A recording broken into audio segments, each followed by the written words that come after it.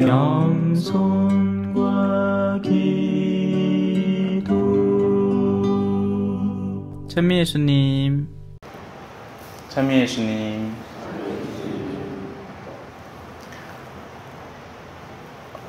물질적인 것들은 손으로 쥘 수 있습니다.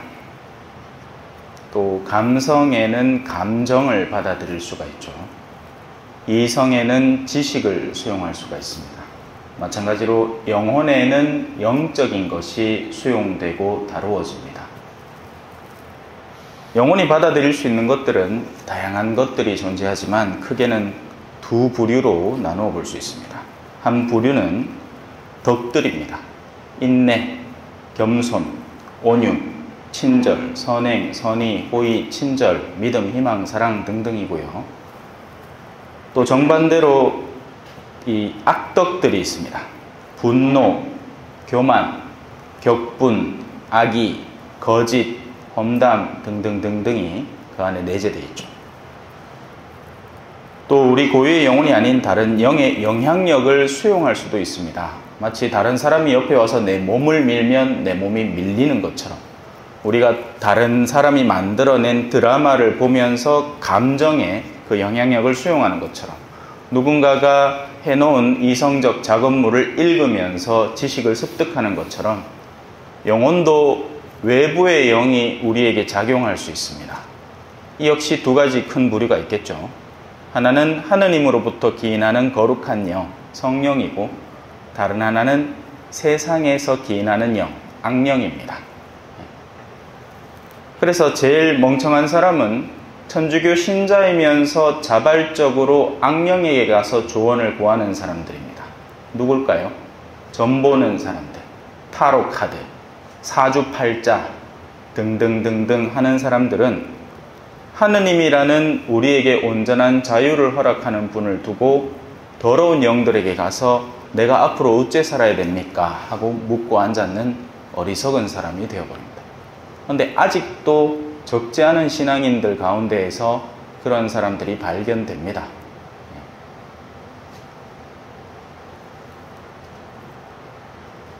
다들 핑계거리는 다 있죠. 내가 갈락했는 게 아니고 내 시댁 너 동서가 가작하는데 그거는 신앙도 없는데 따라가자 가달라 해갖고 내가 어쩔 수 없이, 아니요, 마음이 없으면 절대 안 갑니다. 조금이라도 호기심이 있고 궁금하니까 덜렁덜렁 따라가는 거죠.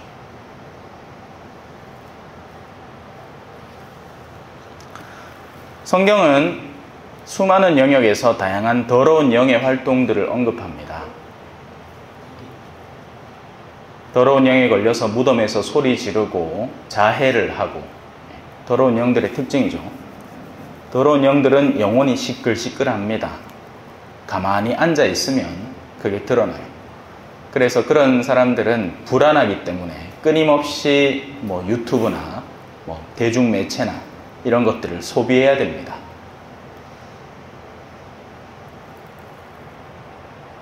침잠을 못하는 거예요. 가만히 있으면 자기의 내면 속에 있는 온갖 복잡한 생각들이 뿜어져 나오기 때문에.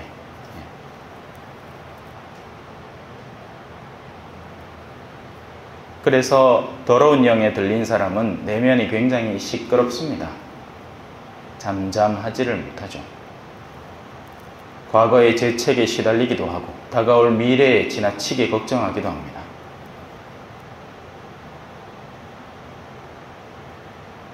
예수님이 그들을 쫓아내는 건 너무나 쉽고 단순한 방법이죠.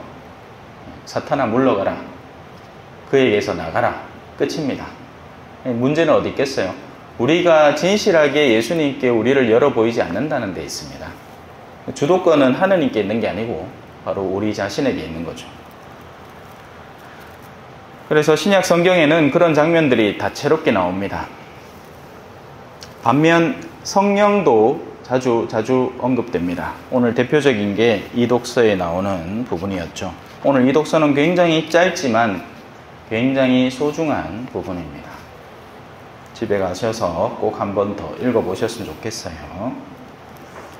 사실 우리가 세례를 받을 때 우리는 성령을 함께 받습니다. 견진 때만 받는 게 아니에요. 견진 때는 단도리를 한다는 개념이고, 성령 때 이미, 세례 때 이미 성령의 활동이 시작됩니다. 세례를 받을 때 이미 크리스마 성료를 여러분에게 발라드리는 그 순간에 성령의 활동을 약속해 드리는 거예요. 하느님의 자녀가 된다는 우리의 자유로운 의지적 수용과 더불어 예외가 존재하긴 하죠. 아이들은 그래서 자기들이 의사를 표현할 수 없기 때문에 부모의 신앙을 보고 혹은 후견인의 신앙을 보고 세례를 주는 겁니다. 근데 요즘 이 부분이 굉장히 많이 무너졌죠. 태중교로 아이들이 자라났어요. 그러면서 다들 하는 소리가 나는 내 의지로 신앙받은 적이 없다. 세례는 받았지만 나는 신자 아니다. 이렇게 간주를 하는 수많은 젊은이들이 탄생하게 됩니다. 그럼 그 탓이 누구에게 돌아갈까요? 그에게 세례를 주기로 약속한 성인들에게 돌아갑니다. 부모님들 탓이라고요, 대부분은. 아이에게 세례를 주는 것으로 일이 다 끝나는 것이 아닙니다. 그 세례를 성장시켜 가는 것까지 함께 약속한 거죠.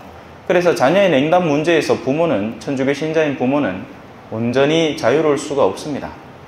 뒤늦게 어른이 되어서 내가 세례를 받았다 하면 예외가 적용될 수는 있지만, 나중에 뭐 내가 한 70 됐고 아가 벌써 한 30 다 넘었어. 그래서 내가 세례를 받았다. 이러면 예외가 적용될 수 있지만, 지금 이 초전에 그런 예외가 얼마나 될까요? 얼마 없습니다.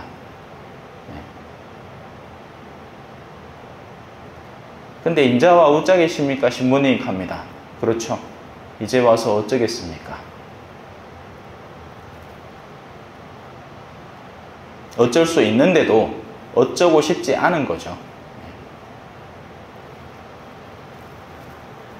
자, 보통 성인이 세례를 받을 때는 자신의 의지가 동의를 합니다.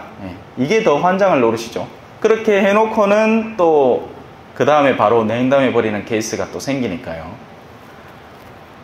하지만 성령을 받아들인다 하는 것은 우리의 의지로 받아들이는 겁니다.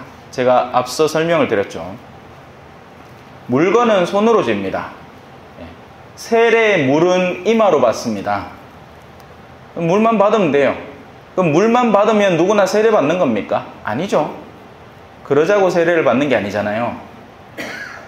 우리의 의지가 충분한 동의를 거치도록 하기 위해서 세례 교육이 전제되는 겁니다. 그래서 성령은 영혼으로 받아들이는 것이고, 영혼 안에 존재하는 고유한 작용은 자유의지란 말입니다. 누가 여러분에게 강요를 한 게 아니에요. 세상에 누가 신앙을 강요를 합니까? 뭐 칼이냐 코란이냐 이건 이슬람이나 하는 소리고, 우리는 그러지 않죠. 특히나 가톨릭 신자들은 더 유들유들합니다. 그죠? 그래서 선교조차 안 해요.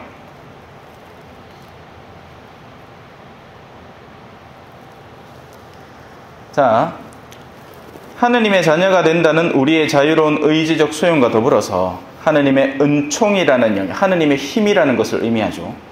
그것을 받아들이면서 동시에 성령에 대해서 활짝 열린 상태가 되는 겁니다. 성령은 어떻게 받느냐? 마이크는 어떻게 잡느냐? 손으로 잡으면 되지. 성령은 어떻게 받느냐? 영혼의 뚜껑만 열어놓으면 받습니다. 이 뚜껑이 의미하는 것은 우리 영혼의 어두움들과 죄악을 의미합니다. 영혼이 어둑하고 죄에 덮여 있을 때는 그 어떤 성령도 우리에게 들어올 수 없습니다. 둘째, 이걸 여는 힘입니다. 거기에서 우리의 자유의지의 수용이 뒤따르는 거죠. 그래서 누구든지 자신의 죄에서 회개하고 성령을 받고자 하기만 하면서 뚜껑만 열어놓으면 성령은 바람 부는 것처럼 바람이 언제 불어와서 언제 가는지 모르게 당신이 우리에게 들어와서 성령의 역할을 남겨놓고 가는 겁니다. 성령이 나에게 존재했다는 것을 어떻게 아느냐? 성령이 하는 활동의 결과물들을 보면 됩니다.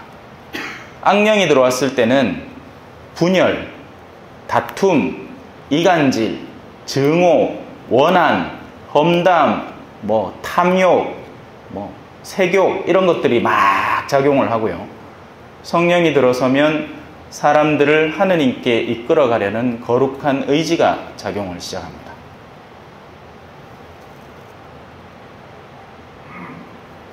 그래서 신자가 되는 사람이면 누구나 성령의 내재적 활동을 기대해 볼 수 있습니다.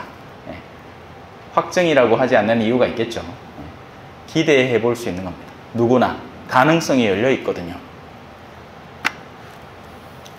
그 성령의 활동 가운데 대표적인 것으로 바로 오늘 언급된 로마서를 떠올려 볼 수 있습니다. 우리는 올바른 방식으로 기도할 줄 모릅니다. 하지만 성령께서 몸소 말로 다할 수 없이 탄식하시며 우리를 대신해서 간구해 주십니다.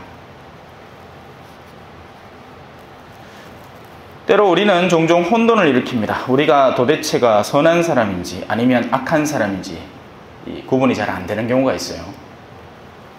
많은 경우에는 서로 반대되는 자기 인식을 가지고 있습니다. 무슨 말이냐면 악인은 스스로 선하다고 우겨댑니다. 내마에 선한 사람이 없다 하면서 그 증거로 드는 것들이 성당 안에서의 눈에 보이는 수많은 활동들이죠. 내마에 기도 많이 하는 사람이 없다. 내마에 성지순례 많이 댕긴 사람이 없다. 내마에 그러니까 전부 다 이런 얘기들이에요. 스펙을 쌓을 수 있는 활동들이죠. 그래서 스펙을 쌓으려고 하는 거예요. 왜? 스펙은 한번 쌓아놓으면 무슨 자격증을 얻고 나면 다시 그 시험의 과정을 거칠 필요가 없잖아요. 하지만 신앙이라는 것이 스펙이 쌓입니까? 신부가 되면 그 다음부터는 하느님하고 나는 이제 이미 친한께 이제 난 기도 안 해도 되고 내 뭔 짓거리를 하더라도 나는 이미 신부께 당신 알아서 하시겠지 이렇게 됩니까? 안 됩니다. 그렇게 안 된다고요. 그래서 악인들은 그런 신앙 스펙을 쌓는데 혈안이 됩니다. 누구 축복장이니, 무슨 표창장이니, 어느 누구와 유명한 사람하고 찍은 사진이니, 오만 것들을 자기의 스펙에 같이 따라 붙이는 거죠. 누구 친척이니, 뭐니. 반면, 의인들은 보통 이런 인식을 갖고 있습니다. 자기들이 하느님 앞에 너무나 비천하고 자꾸만 쓰러지는 모자란 사람이라는 자기 인식을 갖고 있습니다. 대표적인 게 성경에 나오죠. 세리와 율법학자 바리사이, 그죠? 주님, 저는 맨날 11조도 꼬박꼬박 바치고, 저 뒤에 있는 저런 세리하고는 비교가 안 되는 사람입니다. 근데 뒤에 세리는 가슴을 치면서, 그죠? 저를 불쌍히 여겨주십시오. 그래서 영적 지도자는 세상에는 다양한 전문가들이 있죠. 참여하는 사람은 이 하우스가 잘 되고 있는지 안 되고 있는지 딱 보면 압니다. 어떤 조치를 해야 되고 무엇이 필요한지. 가축을 치는 사람은 지금 이놈이 죽을지 살지 딱 보면 압니다. 깔딱깔딱 되고 있는데 야는 살아라. 그럼 주사 몇 방 놔주고 살리면 됩니다. 아니다 싶으면 일찌감치 포기하죠. 영적으로도 비슷한 식별이 필요한 겁니다. 심판이 아니라 식별입니다. 식별과 심판은 너무나 다른 거예요. 똥인지 된장인지를 알아야 음식에 넣죠. 심판은 이 사람은 절대 변할 가능성이 더 이상 없으니 이 영원한 지옥에 들어간 사람이라고 나 스스로 판단을 내려버리는 거고. 아니죠. 그건 하느님께 맡겨야죠. 사람 어떻게 될지 모른다 했잖아요. 그죠? 신부가 지금은 열심히 한 모습을 보이더라도 어느 순간인가 어떤 여자한테 더 걸려 넘어가지고 확 쓰러져 있을 수도 있고, 또 죽을 죄를 진짜 지었어요. 그런데 정말 내면으로 깊은 회개를 통해서 하나님 앞에 다가오는 사람이 생길 수도 있죠. 그건 아무도 모르는 일입니다. 하지만 지금 이 순간에 그에 대한 것을 바라보는 일은 분명히 필요한 일입니다. 왜? 과일들이 그렇잖아요. 썩은 과일이 있고 성한 과일이 있을 때 그 두 개가 또 붙어 있으면 성한 과일이 금방 썩어버립니다.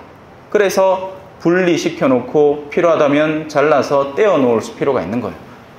격리할 필요가 있는 거죠. 하지만 그 전에 식별을 해야죠. 이건 썩었구나. 이건 아직 안 썩었구나. 어떤 것이 진실한 선의 방향이고 무엇이 위선인지를 잘 밝혀 드러내 주어야 합니다. 또 무엇이 정말 악에서 기인하는 일의 결과물이고 또 어떤 것은 약함에서 기인하는 것인지 그것도 잘 드러내 주어야 합니다. 약함과 악함은 다른 거예요. 줄 하나 차이죠. 님이라는 글자에 점 하나만 찍으면 남이 되잖아. 그죠? 악함과 약함은 단어는 비슷해 보이지만 완전히 다른 두 차원입니다. 어린아이가 쓰러지는 것은 악이 아닙니다. 그래서 성당에서 가끔씩 어린아이들이 자기들끼리 장난치다가 악 하는 것은 악이 아니에요. 그건 어린아이의 미숙함이고 약함이고 어른들이 잘 가르쳐 주어야 하고 지도해서 그런 사람들 사이에 예의도 가르쳐 주고 올바른 이 예배 환경을 익숙해지도록 만들어주는 게 필요한 거죠. 그런데 어른이 미사 전에 맨날 휴대폰 끄십시오, 소리 안 나게 조심하십시오 했는데, 물론 우리 어르신들이 한두 번 그러실 수는 있는데 그냥 대놓고 방치를 하고 또 마음은 콩밭에 가 있어. 지금 사업을 막 하고 있는데 그냥 짬내서 주임미사를 오긴 왔는데 지금 마음은 아직 그 사업에 달려 있는 거예요. 그래서 전화가 오니까 그 자리에서 받아봅니다. 내 지금 미사 왔다. 좀만 기다려. 이건 악이죠.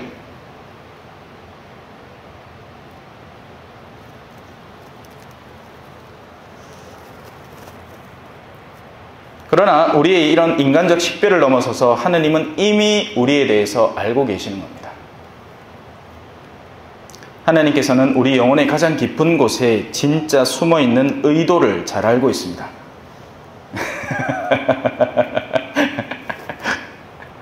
하필이면 그죠?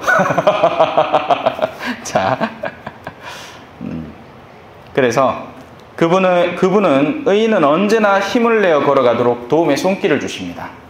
겉이 아무리 지금 약하고 무너져 있고 쓰러져 있는 것처럼 보인다 하더라도 그의 내면에 존재하는 하느님에 대한 진실한 희망이 발견될 때 하느님은 그에게 손을 내밀어서 자, 내가 너와 함께 있다. 나와 같이 가자. 하고 손을 내밀어 주십니다. 반면 악인에게 대해서도 하느님은 자비를 펼치시는 겁니다. 스스로의 어둠을 깨닫고 뉘우치도록 시간을 좀 더 벌어주시고 이끌어주시는 겁니다. 신앙생활을 하면서 이런저런 기도를 열심히 바치고 싶어질 때가 있습니다. 근데 어떤 기도가 좋은 건지, 어떻게 구체적으로 기도해야 하는 건지 혼돈이 막 빚어질 때가 있어요. 그러다 보면 막 별거를 다 해봅니다. 심지어는 사제나 수도자들이 바치는 성물도까지 붙들고 한번 해보겠다 난리를 피울 때가 있어요. 엉뚱한 열성에 사로잡히는 거죠. 그럴 때는 오히려 순진하게 처신하는 것이 훨씬 낫습니다. 오늘 복음화 노송처럼 아버지는 하늘나라의 신비를 철부지들에게 드러내 보이셨나이다 하는 것처럼 아이가 부모에게 어떤 선물을 주느냐, 자, 물론 부모에 따라 다르지만 참 요즘 부모님들이 정상이 아니라는 게 확실히 뉴스에서 드러나죠. 별의별 걸 선생님들한테 다 요구를 하면서 교권이 완전히 엉망진창이 되어버렸습니다. 그죠? 하지만 정상적인 부모라면 이렇게 행동해야 되는 겁니다. 아이가 선물을 가져왔어요. 그러면 그 선물이 다른 부모가 다른 아이한테 받은 선물하고 비교를 해서 더 나을 수도 못할 수도 있습니다. 예를 들어 종이접기를 해가지고 카네이션을 만들어 왔어요. 그러면 다른 아이는 재주가 있는데 우리 아이는 훨씬 더 많은 재주가 있어. 근데 그렇다고 해서 내가 그 카네이션, 종이접기를 해서 좀 더 잘 접어온 카네이션, 좀 더 못 접어온 카네이션 때문에 즐거움을 양분하지 않는다고요. 아이가 정성을 바치는 그 자체에 대해서 내가 감동을 하고 그 아이를 소중히 여기는 거죠. 우리가 하느님께 무언가를 바친다 할 때 우리는 착각을 하는 겁니다. 아, 이렇게 하면 하느님이 더 좋아하실 거야 라면서 한다는 게 다른 사람들보다 조금 더 이쁜 카네이션을 만들려고 애를 쓰는 거죠. 하지만 하느님은 이미 우리의 내면을 바라보시고 우리가 선물하는 무엇이든지 기꺼이 수용하시는 분이시란 말입니다. 아니, 성당에 성전 건축한다 해가지고 누구는 2억 내고 누구는 뭐 한 100만 냈다. 그러면 100만 낸 사람 뭐 못난 사람이에요? 그에 대해서 예수님이 분명히 알려주셨죠. 부자들은 많은 것 가운데에서 일부를 남는 것을 내는 거지만 가난한 이들은 정말 없는 가운데 자신이 가진 것을 내는 거잖아요. 그 내면에 숨어있는 영적 깊이를 누가 아느냐고요. 하느님만이 알아주신 것. 그리고 그건 숨길 수가 없는 거예요. 그래서 우리가 성령을 우리 내면의 진정으로 받아들일 때 그건 마치 우리라는 차에 운전수로 성령을 두는 것과 같습니다. 그러면 그 성령께서 하느님께서 정말 즐기시는 수많은 일들을 일상의 모든 영역에서 하기 시작합니다. 성령께서는 몸소 말로 다 할 수 없이 탄식하시며 우리를 대신하여 간구해 주십니다. 아멘. 찬미 예수님, 겸손과 기도.